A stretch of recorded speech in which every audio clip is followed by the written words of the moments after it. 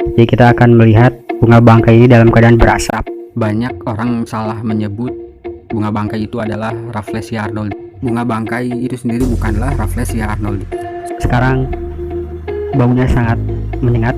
Amarpapalus paeonifolius mempunyai corak pada petiol yang berbeda-beda.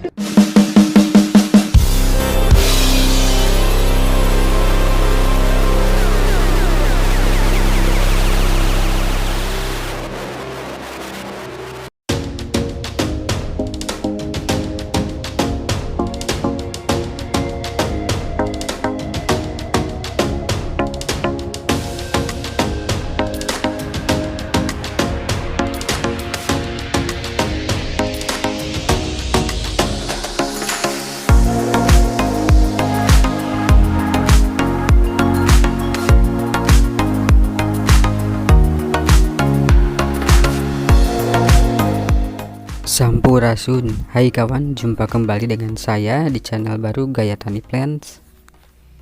Baiklah kawan, kali ini saya akan membahas tentang bunga bangkai. Ini adalah Amarpapalus, bunga bangkai.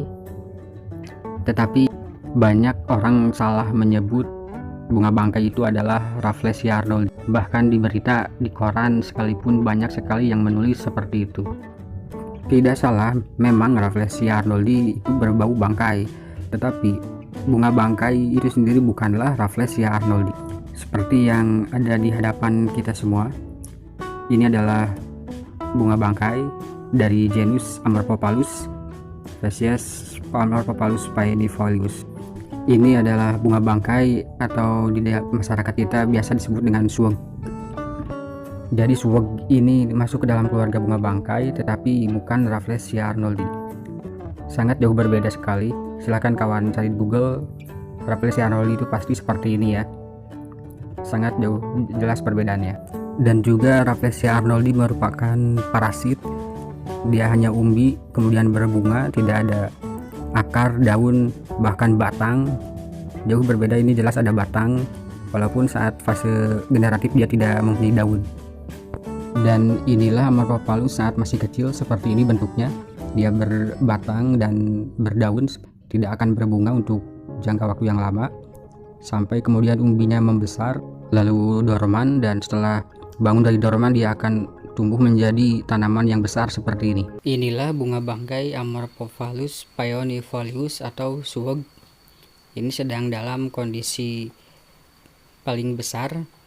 Kebetulan yang saya pegang saat ini adalah yang dominan coraknya itu putih. Banyak sekali variasi corak pada suweg atau Amarpapalus paeonifolius ini. Inilah dalam keadaan fase vegetatif. Dan ini yang ukuran sedang, masih sama. Baiklah kawan, inilah bunga bangkai suweg atau Amarpapalus paeonifolius yang sedang mekar sempurna. Ini sangat besar, dan saat mekar sempurna seperti inilah baunya akan sangat menyengat, bau bangkai. Baiklah, kita akan coba mengukur seberapa besar bunga ini. Di sini saya memakai meteran yang biasa dipakai penjahit pakaian. Bisa kita lihat ada dua warna pada meteran ini. Satu warna berarti 10 cm. Berarti bunga ini memiliki diameter kurang lebih sekitar 40 cm. Dan saya akan mengukur tinggi bunga ini. Saya ukur dari mulai permukaan media tanam. Dan kita lihat tingginya sekitar 57 cm. Dan inilah kawan yang membuat bunga bangkai ini mempunyai bau tak sedap. Adalah lendir yang keluar di sekitar daerah spadiksnya ini. Tetapi jangan khawatir, karena tidak setiap saat bunga ini mengeluarkan lendir tersebut. Itu artinya baunya tidak keluar setiap saat, hanya di waktu tertentu saja, biasa saat pagi atau sore hari. Dan saya menyukai bunga ini karena keunikannya dan keindahannya. Dan inilah polen atau serbuk sarinya. Serbuk sari itu yang berwarna kuning, dan yang putih berbintil-bintil itu adalah putik atau sel kelamin betina. Jadi bila mana serbuk sari bertemu dengan putik, maka terjadilah pembuahan atau penyerbukan.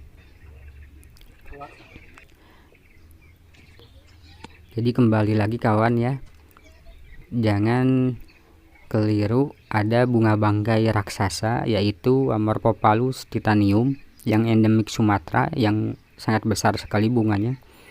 Kalau yang ini adalah bunga bangkai biasa atau suweg dengan nama ilmiah Amorphophallus paeonifolius. Dan Rafflesia arnoldi bukan bunga bangkai meskipun berbau bangkai, tetapi Rafflesia arnoldi juga merupakan tumbuhan yang sangat istimewa karena merupakan bunga tunggal terbesar di dunia.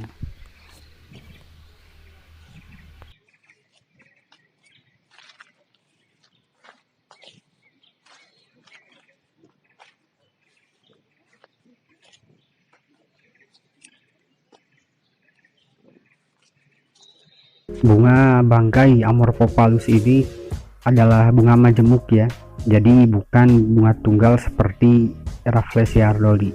Itu artinya dalam satu kuntum ini terdapat ratusan putik dan juga terdapat banyak sekali polen atau serbuk sari.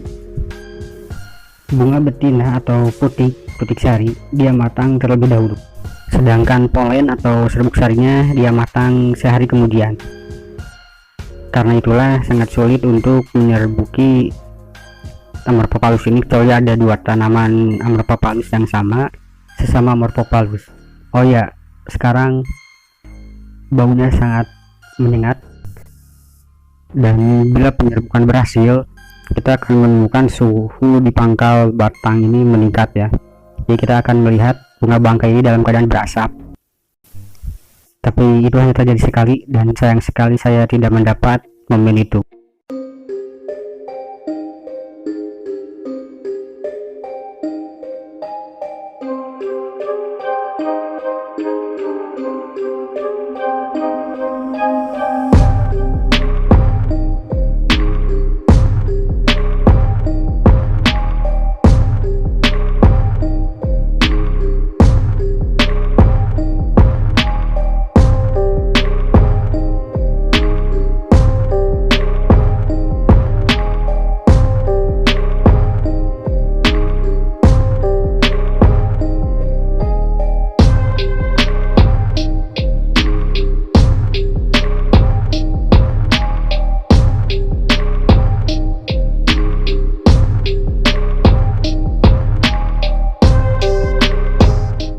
Dan sekarang saya akan mencoba untuk menyerbuki bunga bangkai Amorphophallus paeonifolius ini.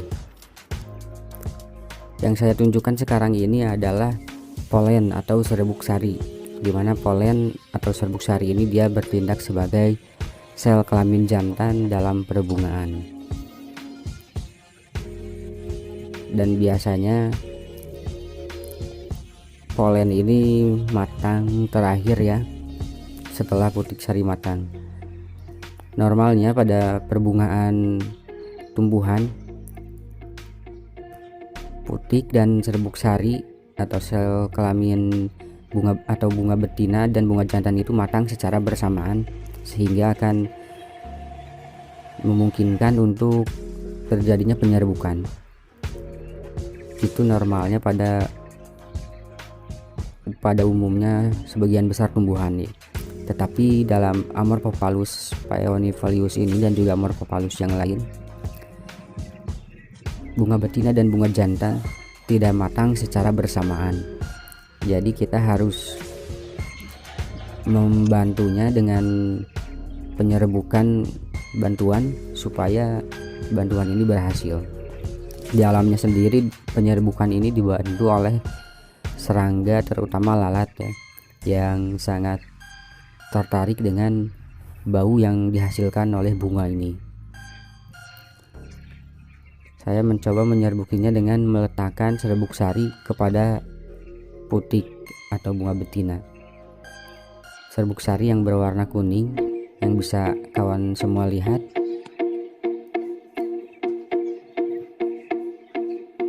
Cukup hanya menempelkannya kepada putik sari, maka penyerbukan akan terjadi.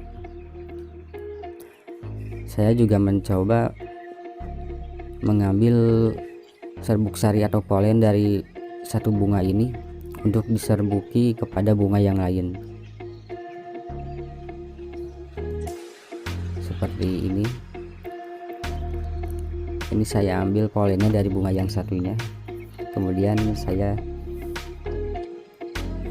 letakkan di bunga betina di bunga yang lain. Seperti ini.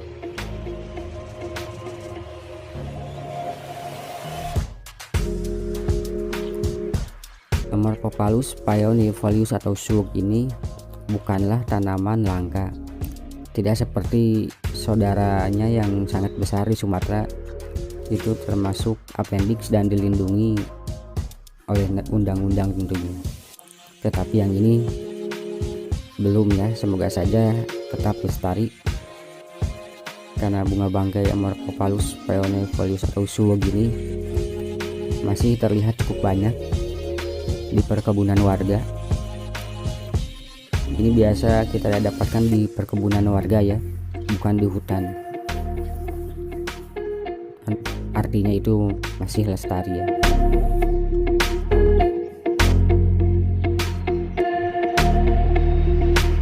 Ya kawan, cukup sekian saja video kali ini. Sampai jumpa di video berikutnya.